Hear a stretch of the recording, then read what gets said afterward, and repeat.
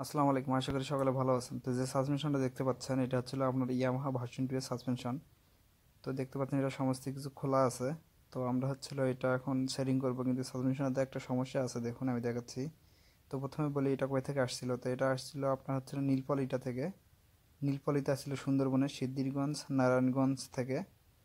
তো এটা যেভাবে পাঠাইছিল ওনার কার্ড এটা। তো ইনি সম্ভবত ট্রাভেল এজেন্সিতে আছে বা ট্রাভেল এজেন্সি নিয়ে কাজ করে ওনার। তো ওনার নাম হচ্ছে মোহাম্মদ আলামিন হোসেন শান্ত। তো এমডি আলামিন এবং শান্ত দুইটা নাম আছে, দুইটার মধ্যে যে কোনো একটা নাম হবে বা দুইটাই ওনার নাম। তো যাই হোক, এই সাসপেনশনটার যে সমস্যাটা আছে সেটা আমি দেখাই। দেখুন এটার হচ্ছিল উপরের দিক দিয়ে কিন্তু অয়েল লিকেজ হয়নি, নিচের সাইডে কিন্তু এটার সাসপেনশনটা লিকেজ আছে। সেই লিকেজটা আমি আপনাদেরকে দেখাচ্ছি। দেখুন এটার ভিতরে এখন তেল দিয়ে দিব। পেট্রোল দিলে কিন্তু বোঝা যাবে। তেল দিচ্ছি দেখুন।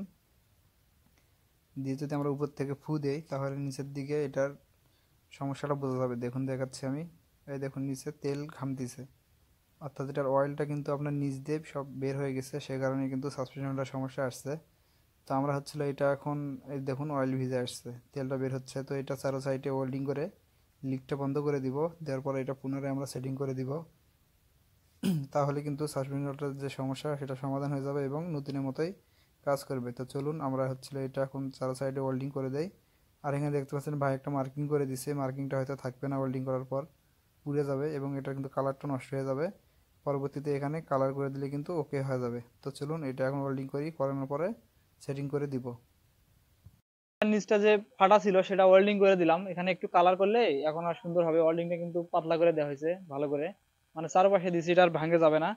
তো এটা আসছিল হচ্ছিল সিদ্ধিরগঞ্জ নারায়ণগঞ্জ থেকে। তো ভাইয়ের কার্ড যিনি পাঠাইছিল ওটার কার্ড।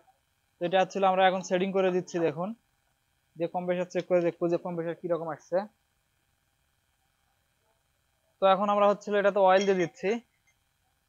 অয়েল দিয়ে সেটিং কমপ্লিট করবো এবং কম্প্রেসার চেক দিব যে কিরকম আসছে। তারপরে হচ্ছিল আপনার সিলিন্ডার, সরি, পিস্টন, রিং, যেগুলা সেটিং করে দিয়েছি সাইজ মতো। এখন হচ্ছিল এটা সেটিং করতেছি। দেখুন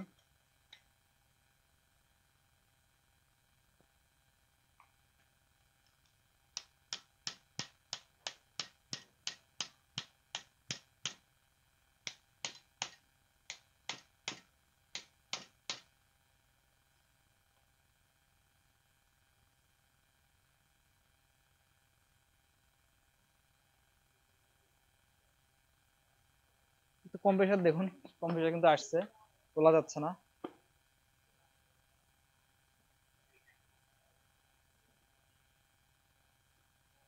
কম্প্রেসার কিন্তু ধরে গেছে।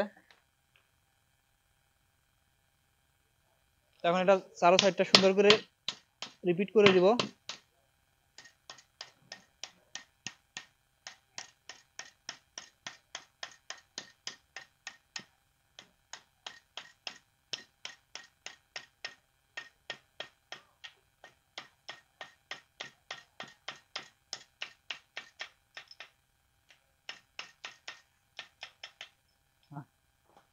তো এটার কাজ কিন্তু শেষ। আর মনোশকে কিন্তু আমরা এটা কার্ডে শর্ট করি না, রিপিটটা ছুড়ে দিব। রিপিটটা খুলে দেয় কিন্তু আপনার এই ব্যারেল কার্ডই না বা সিলিন্ডার কার্ডে শর্ট করানো হয় না।